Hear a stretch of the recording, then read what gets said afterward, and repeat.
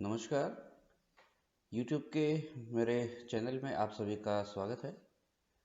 BSc part तृतीय वर्ष विज्ञान के छात्रों के लिए प्रायोगिक रसायन के अंतर्गत कैलोरीमेट्री से संबंधित एक्सपेरिमेंट्स बहुत इम्पोर्टेंट है और इस वीडियो लेक्चर के अंदर हम उसी एक्सपेरिमेंट के बारे में डिस्कस करने जा रहे हैं, यानी कि एक्सपेरिमेंट्स ऑन कैलोरीमेट्री।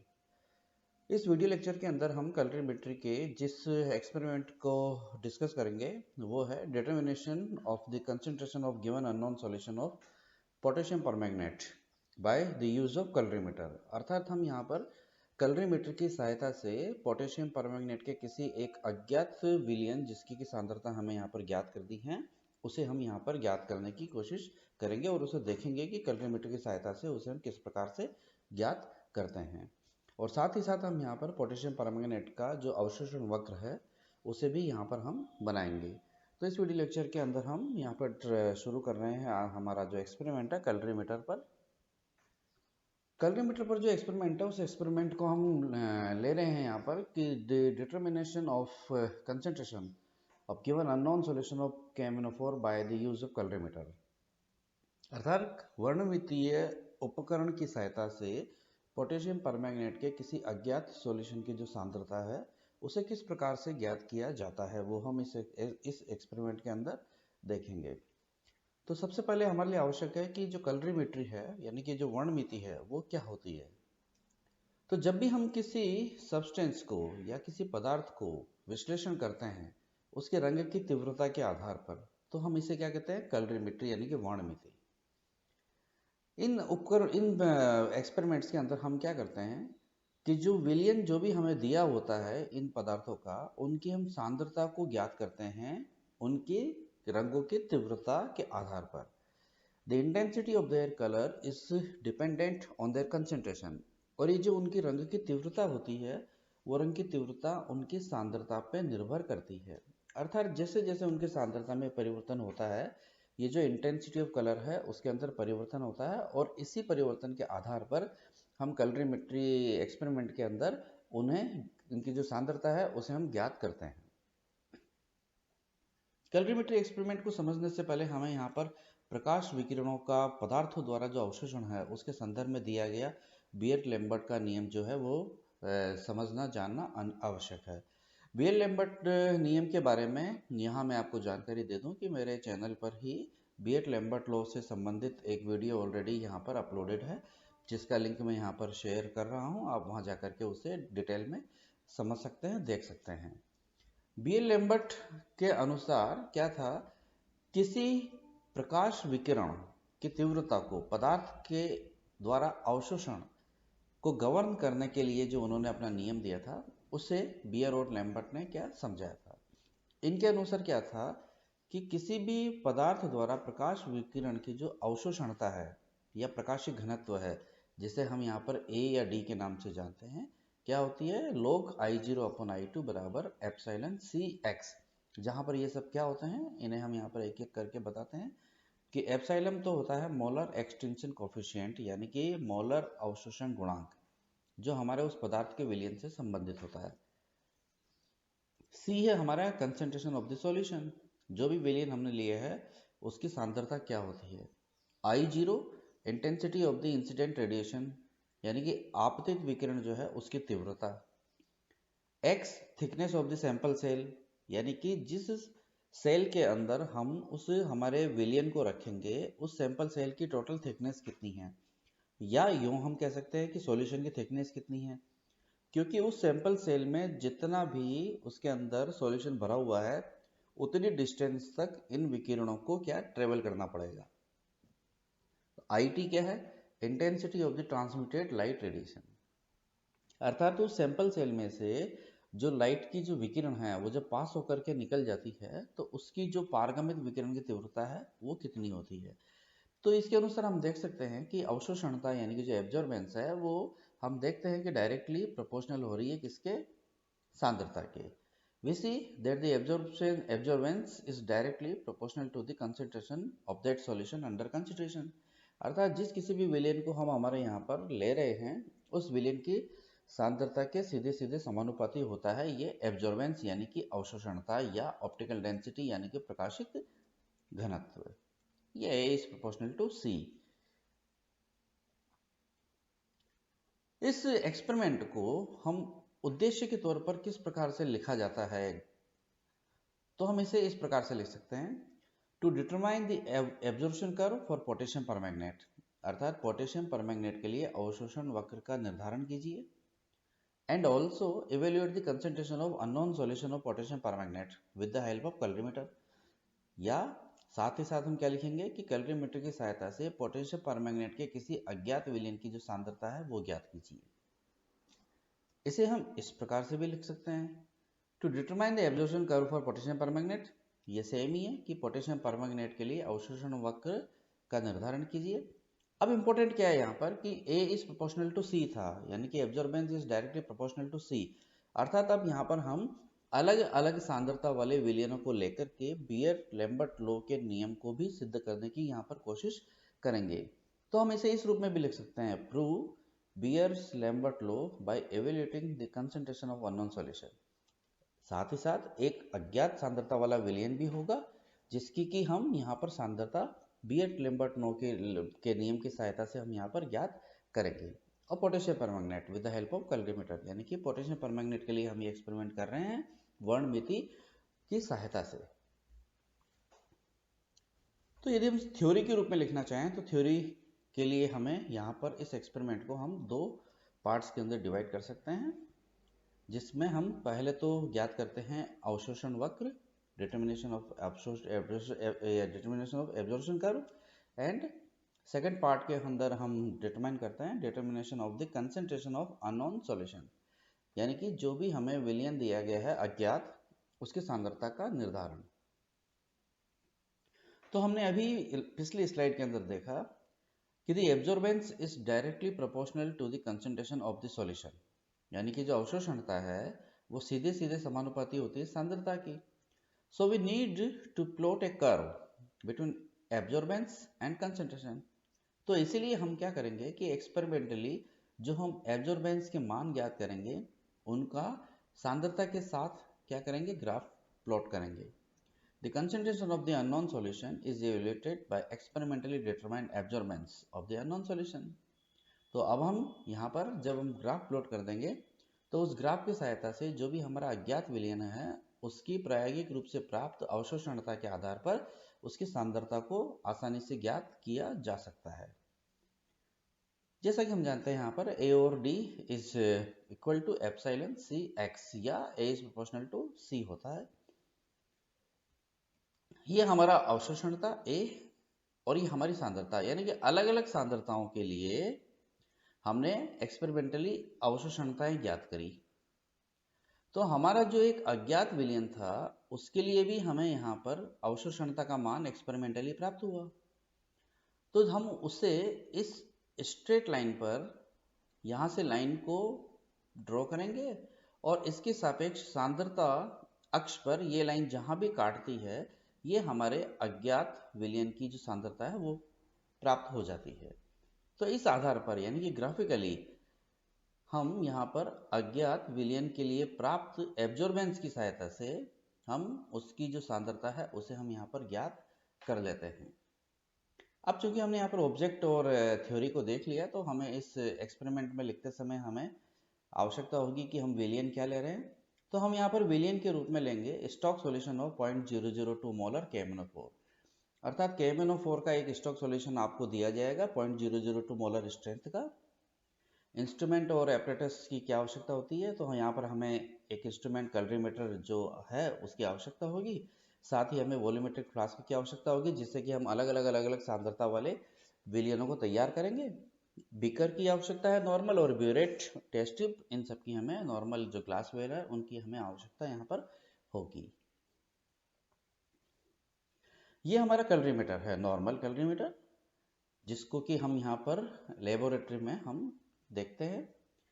इस कैलोरीमीटर के अंदर ये डिजिटली डिस्प्ले मीटर है जहाँ पर हमें सीधे ही सॉल्यूशन का ऑप्टिकल डेंसिटी D या अवशोषणता का मान यहाँ पर सीधे सीधे प्राप्त होता है। ये हमारा सैंपल होल्डर स्पेस है। जहां पर हम यहाँ पर ये सैंपल होल्डर, जैसे कि यहाँ पर राउंड शेप एक ट्यूब है जो कि क्यूवेट कहलाती है। इस क्यूवेट के अंदर हम हमारा जो भी सैंपल है उसे हम 3/4 तक भर करके रख देते हैं। ध्यान रखिए कि यहाँ पर इस पर एक वाइट मार्क किया हुआ है और यहाँ पर भी वाइट मार्क किया हुआ है। तो इस ट्यूब के वाइट मार्क को इस वाइट मार्क के सापेक्ष अलाइंड रख करके हम इसमें इसे रख देते हैं। ये एक प्रकार की राउंड नोब है, गोल घूमने वाली नोब है, जिसके कि इस पॉइंटर के सापेक्ष आप जैसे हम इसे घुमाते हैं तो अलग अलग वेवलेंथ वाली फिल्टर्स या रेडिएशंस के लिए हम यहाँ पर इसे अनुमत कर सकते हैं। ये हमारा नोब है जिसकी सहायता से कि हम यहाँ पर ब्लैंक जो रीडिंग लेते हैं, यानी कि प्योर वाटर के लिए जो हम लेते हैं उसे हम यहाँ पर पुश करते हैं, जिससे कि यहाँ पर जो एब्जॉर्बेंस है वो क्या प्राप्त हो जाती है, 0 प्राप्त हो जाती है। तो हमें यहाँ पर जब भी हम यहाँ पर कोई वेवलेंथ को चेंज करना होता है, जब भी किसी वेवलेंथ को चेंज किया जाता है तो हम सबसे पहले इस सैंपल होल्डर, जिसे कि हम यहाँ पर क्यूवेट कहते हैं, इस क्यूवेट में डिस्टिल वाटर भर करके सबसे पहले हम यहाँ पर सेट 0 को पुश करते हैं, जिससे कि उस वेवलेंथ पर वाटर के लिए ये जो ऑप्टिकल डेंसिटी है वो 0 प्राप्त हो जाए। उसके बाद हम हमारा जो भी विलियन है उस विलियन को इस सैंपल होल्डर के अंदर रख करके उसकी एब्जॉर्बेंस को ज्ञात करते हैं। फिर जैसे ही हम अगला फिल्टर यदि लेते हैं या अगली वेवलेंथ लेते हैं तो वापस से हमें क्या करना होता है, यहाँ पर पानी के साथ में सेट 0 करना पड़ेगा और फिर जो स्ट्रेंथ जो भी हमारा सॉल्यूशन है उसको हम यहाँ पर लेकर के उसके लिए एब्जॉर्बेंस ज्ञात करते हैं। ये जो राउंड शेप क्यूवेट है उसे हम यहाँ पर अलग से भी मैंने दिखा रखा है। ये राउंड शेप ये हमारी क्यूवेट है। तो अब हम प्रोसीजर की बात करेंगे। तो प्रोसीजर के अंदर हमने आपको बताया था कि हमने इस एक्सपेरिमेंट को 2 पार्ट्स के अंदर डिवाइड किया है, जिसमें हम सबसे पहले अवशोषण वक्र का निर्धारण करेंगे कि किस प्रकार से एक अवशोषण वक्र का निर्धारण यहाँ पर किया जाता है। तो जैसा कि मैंने अभी अभी आपको यहाँ पर बताया है कि सबसे पहले हम क्या करेंगे, set 0 for distil water in the calorimeter for an initial filter, अर्थात ये हमारे यहाँ पर 430 नैनोमीटर से लेकर के 790 या 700 तक के जो भी फिल्टर्स अवेलेबल हैं, या यूँ कहिए कि अलग अलग वेवलेंथ वाले विकिरणों के लिए जो पासेस अवेलेबल हैं, इस नोब को हम घुमाएंगे तो घुमाने पर हम उस फिल्टर पर यहाँ पर लिखा हुआ है, हर नोब के कुछ कुछ स्पेस पर ये वेवलेंथ यहाँ पर लिखी हुई है। तो जिस किसी भी वेवलेंथ पर हम यहाँ पर ले रहे हैं तो इनिशियली यदि 430 से शुरू हो रहा है तो हम इसे 430 पर यहाँ रख देंगे और उस 430 पर रखने के बाद इसके अंदर हम यहाँ पर वाटर भर करके उसके लिए सेट 0 करेंगे। तो यहाँ पर आपको 0 डिस्प्ले हो जाएगा। तो सबसे पहले हमें ये काम करना है कि कैलोरीमीटर को सेट 0 पर रख देना है इनिशियल वेवलेंथ के लिए। हाँ, एक इम्पॉर्टेंट चीज़ यहाँ पर सबसे पहले ये है कि इस एक्सपेरिमेंट को शुरू करने से पहले यहाँ पर इसका जो लाइट है या जो पावर ऑन है वो लगभग आधा घंटे के लिए रख करके हम इसे पहले छोड़ देते हैं, जिससे कि इसके अंदर थर्मल स्टेबिलिटी आ जाती है। जैसे ही आपने इनिशियल वेवलेंथ पर सेट 0 किया, उसके बाद हम हमारा जो स्टॉक सॉल्यूशन दिया हुआ है 0.002 मोलर KMnO4 का, उसे हम अब इस क्यूवेट में 3/4 तक भर करके उसके लिए ऑप्टिकल डेंसिटी को यहाँ पर हम ज्ञात कर लेते हैं। नेक्स्ट अगला फिल्टर अब हम ले लेंगे। इस नॉब को घुमाने पर अगला फिल्टर जो भी अवेलेबल है, यदि 450 है तो उसको हमने ले लिया और उसको लेने के बाद हम पुनः सेट 0 करेंगे पानी के लिए। वापस इसमें आप इसके पानी भरिए और सेट 0 करिए। जैसे ही आपने इस फिल्टर पर सेट 0 किया, अगेन आप वापस से यही सॉल्यूशन 0.002 मोलर KMnO4 लीजिए और उसके लिए ऑप्टिकल डेंसिटी यहाँ पर ज्ञात कर लीजिए। Now take reading for optical density for same solution. 0.002 molar KMnO4 के लिए ही वापस से ऑप्टिकल डेंसिटी यहाँ पर ले लीजिए। नाउ रिपीट करनी है अब हमें step 1 and 2 for next filter. जो भी फिल्टर अवेलेबल है उसके लिए आप इन्हीं स्टेप्स को क्या करिए, रिपीट कर लीजिए, जो भी हमारे इस कैलोरीमीटर में फिल्टर्स अवेलेबल है उन सब के लिए। नाउ एक ऑब्जर्वेशन टेबल हम बनाएंगे और अब हम इन डाटा की सहायता से जो अवशोषण वक्र है उसे यहाँ पर हम बनाएंगे। अर्थात हमारे पास में यहाँ पर 2 डाटा अवेलेबल हैं। पहला तो हमारा ये जो फिल्टर्स है यानी कि जो वेवलेंथ्स है, और उन वेवलेंथ्स के लिए हमारे इस 0.002 मोलर सॉल्यूशन के लिए जो ऑप्टिकल डेंसिटी प्राप्त हुई है वो हमारे पास में यहाँ अवेलेबल है। तो उन दोनों की सहायता से हम एक ऑब्जर्वेशन टेबल को हमने बनाया और उनकी सहायता से हम यहाँ पर उसका जो ग्राफ है वो प्लॉट करेंगे। ये ऑब्जर्वेशन टेबल, ये हमारे 1 to 8 हमने ले लिए। ये हमारे फिल्टर्स है नैनोमीटर के अंदर वेवलेंथ, जो कि 430, 70, 90, 520 से लेकर के 700 नैनोमीटर तक के फिल्टर्स अवेलेबल है। इनकी जो ऑप्टिकल डेंसिटीज हमें सीधे सीधे डिजिटली उस मीटर के अंदर आ रही है, वो हमने यहाँ पर लिख दिया। इन दोनों की सहायता से जब हम कर्व प्लॉट करते हैं तो वो हमें कुछ इस प्रकार का नजर आता है अवशोषण वक्र। ये एब्जॉर्बेंस हमारी यहाँ पर, यानी कि ऑप्टिकल डेंसिटी इधर है तो वेवलेंथ हमारी इधर है।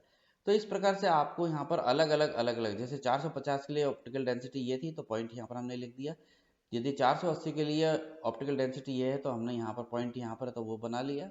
इस प्रकार से अलग अलग वेवलेंथ पर ऑप्टिकल डेंसिटी जो भी आई तो हमने यहाँ पर एक नेचर कर्व का ऐसे प्लॉट किया, ड्रॉ किया। तो यहाँ हम देखते हैं कि ये जो मैक्सिमम एब्जॉर्बेंस है, यानी कि अधिकतम तीव्रता जिस पॉइंट पर है, जिस वेवलेंथ पर है 545 नैनोमीटर, ये कहलाता है लैम्ब्डा मैक्स, तरंगदैर्घ्य उच्चिष्ट, अर्थात wavelength where absorption is maximum is called as lambda max. अर्थात पोटेशियम परमैंगनेट के लिए 545 नैनोमीटर जो हमारे एक्सपेरिमेंटली यहाँ पर प्राप्त हुआ, वो उसके लिए अवशोषण उच्चिष्ट है, यानी कि लैम्ब्डा मैक्स है। तो हमने इस अवशोषण वक्र की सहायता से क्या ज्ञात किया है, पोटेशियम परमैंगनेट के लिए लैम्ब्डा मैक्स के मान को यहाँ पर एक्सपेरिमेंटली ज्ञात किया है। अब हम इस एक्सपेरिमेंट का जो सेकंड पार्ट है, उस सेकंड पार्ट के अंदर हम हमारे एक्सपेरिमेंट को, इस कैलोरीमीटर को इस वेवलेंथ पर सेट करके आगे बढ़ेंगे। ये अब हमारा second part, determination of the concentration of unknown solution of KMnO4, यानी कि KMnO4 के अब हम अज्ञात विलयन की जो सांद्रता है उसे ज्ञात करने के लिए अब हम आगे यहाँ से बढ़ेंगे। In the second part of this experiment, we need to determine the concentration of unknown solution of KMnO4, यानी कि हम इस सेकंड पार्ट के अंदर हम अज्ञात विलयन जो भी है KMnO4 की, उसकी सांद्रता हमें यहाँ पर ज्ञात करनी है। सबसे पहले set the colorimeter at wavelength lambda max where we observe maximum optical density, अर्थात जिस ऑप्टिकल डेंसिटी पर हमें मैक्सिमम ओडी मिला है, जिस वेवलेंथ पर, उस लैम्ब्डा मैक्स पर हमने इस कैलोरीमीटर को सेट कर दिया। इंपॉर्टेंट, जैसे ही आपने वेवलेंथ पर किसी कैलोरीमीटर को सेट किया है तो सबसे पहले आप वाटर के लिए सेट 0 कीजिए उस वेवलेंथ पर। अब हम यहाँ पर क्या करेंगे कि अलग अलग सांद्रता वाले KMnO4 के विलयन तैयार करेंगे, साथ ही साथ एक विलयन हमारा अज्ञात सांद्रता वाला भी हम यहाँ पर बनाएंगे। तो अलग अलग सांद्रता वाले विलयन को हम कैसे तैयार करते हैं, वो यहाँ पर हम टेबल के अंदर यहाँ पर आपको शो किया हुआ है। हमने क्या किया यहाँ पर कि स्टॉक सॉल्यूशन 0.002 मोलर KMnO4 आपके पास अवेलेबल है, उसका 1 ml लिया और 9 ml उसके अंदर पानी ऐड किया, तो टोटल वॉल्यूम कितना हो गया 10। तो उस टोटल 10 वॉल्यूम में उस KMnO4 की स्ट्रेंथ कितनी हो गई, 0.0002 मोलर हो गई। इसी प्रकार से यदि हमने 3 ml लिया तो 7 ml हमने पानी ले लिया, तो टोटल वॉल्यूम तो 10 ml है, तो उसके अंदर अब KMnO4 की जो स्ट्रेंथ है वो कितनी हो गई, 0.0006 मोलर। इसी प्रकार से यदि हमने 6 ml लिया तो 4 ml पानी लिया, तो टोटल वॉल्यूम तो 10 रखना है, तो उसकी स्ट्रेंथ कितनी हो गई, 0.0012 मोलर हो गई। इनकी स्ट्रेंथ को हम किस प्रकार से समझ सकते हैं कि ये कैसे ज्ञात है, उसके लिए मैंने यहाँ पर आपको बता रखा है कि 0.002 मोलर का यदि हम 1 ml लेते हैं तो टोटल वॉल्यूम 10 ml में उसकी स्ट्रेंथ कितनी होगी, तो स्ट्रेंथ m बराबर 0.002 मल्टीप्लाइड 1 डिवाइडेड बाय 10, तो 0.002 मोलर, ये इसकी स्ट्रेंथ आ गई। इसी प्रकार से यदि हम एक और देख के चलें कि यदि आपने 0.002 मोलर का 4 ml लिया, ये हमने 4 ml लिया, तो टोटल वॉल्यूम 10 ml में उसकी स्ट्रेंथ m कितनी बनी, 0.002 multiplied 4 that is 0.008 divided by 10, यानी कि 0.008 मोलर, तो 0.008 मोलर। यदि आप एक और लेकर के यदि देखें यहाँ पर, तो यदि हमने 6 ml लिया इसका, तो हमारे पास में उसकी मोलरिटी क्या प्राप्त हो जाती है, 0.0012 मोलर प्राप्त हो जाती है। तो इस प्रकार से हमने यहाँ पर 9 तो हमने यहाँ पर सॉल्यूशन ले लिया ज्ञात सांद्रता वाले 0.002 मोलर से बढ़ते हुए 0.0018 मोलर तक के, और एक हमने रफली इन बिटवीन कुछ भी इसका ml लेकर के यहाँ से 1 से 9 के बीच में और एक अज्ञात विलयन भी हमने यहाँ पर बना लिया। अब हमें क्या करना है, by keeping wavelength of the calorimeter at lambda max, तो हमारे कैलोरीमीटर की जो वेवलेंथ है वो लैम्ब्डा मैक्स है ही और हमने उसे सेट 0 कर चुके हैं। अब हमें सीधे सीधे ही क्यूवेट के अंदर या सैंपल होल्डर के अंदर एक एक विलियन को लेते हुए सबसे पहले हमने 0.0002 मोलर ले लिया और उसके लिए ऑप्टिकल डेंसिटी हमने ज्ञात कर ली। फिर हमने उसे हटा दिया और 0.0004 मोलर को ले लिया और उसकी ऑप्टिकल डेंसिटी हमने ज्ञात कर ली। ध्यान रखना यहाँ पर आपको बार बार वाटर के साथ में सेट जीरो नहीं करना है। आपने वेवलेंथ एक बार सेट कर ली है, उसके बाद केवल एक ही बार वाटर के साथ आपने जीरो किया और आपको सिर्फ अब अलग अलग कंसंट्रेशन वाले सॉल्यूशन लेते चले जाने हैं और उनकी जो ऑप्टिकल डेंसिटी है सीधे उन्हें यहाँ पर रिकॉर्ड करते रहिए। जब हमने सभी ज्ञात विलियनों के लिए ऑप्टिकल डेंसिटीज ज्ञात कर ली तो अब आपके पास में अंत में जो अननोन सॉल्यूशन बचा हुआ है उसके लिए भी ऑप्टिकल डेंसिटी को यहाँ पर हम ज्ञात कर लेंगे। हमारे पास में अब दो डाटा अवेलेबल हैं, कंसंट्रेशंस और ऑप्टिकल डेंसिटीज। इनके माध्यम से एक ऑब्जर्वेशन टेबल बनाइए। ये ऑब्जर्वेशन टेबल हमारी, जिसमें हमने अलग अलग सॉल्यूशन जितने भी हैं वो सब हमने लिए, एक अज्ञात भी लिए और उन सब के लिए ऑप्टिकल डेंसिटीज क्या क्या आ रही हैं वो यहाँ मेंशन करेंगे। इनकी सहायता से construct graph between concentration and optical density, यानी कि अवशोषणता, अर्थात ऑप्टिकल डेंसिटी या अवशोषणता और सांद्रता के बीच में एक कर्व को प्लॉट कीजिए। ये हमने कर्व प्लॉट किया, अवशोषणता और सांद्रता के बीच स्ट्रेट लाइनों का कर्व आएगा, नेचर स्ट्रेट लाइन का। मान लीजिए इस सांद्रता पर ये अवशोषणता थी तो हमने यहाँ पर ये पॉइंट डाला तो हमने यहाँ पर एक स्ट्रेट लाइन ड्रॉ करी। तो absorbance of unknown solution determined experimentally, तो जो अज्ञात विलयन था जिसके लिए कि अवशोषणता का मान यदि ये था तो हमने यहाँ से इसे इधर एक्सटेंड किया इस लाइन पर और इस लाइन से इधर कंसंट्रेशन एक्सिस पर एक्सटेंड किया, तो हमारे अज्ञात विलयन की जो सांद्रता है वो इस प्रकार से यहाँ पर ज्ञात हो जाती है। तो यहाँ पर हमने ग्राफिकली उस अज्ञात विलयन की जो सांद्रता है उसको यहाँ पर ज्ञात कर लिया है। नाउ हमारा ऑब्जेक्ट क्या था? ऑब्जेक्ट था कि आप पहले अवशोषण वक्र बनाइए और उसके बाद में एक अज्ञात विलयन है पोटेशियम परमैंगनेट का, उसकी सांद्रता को ज्ञात कीजिए।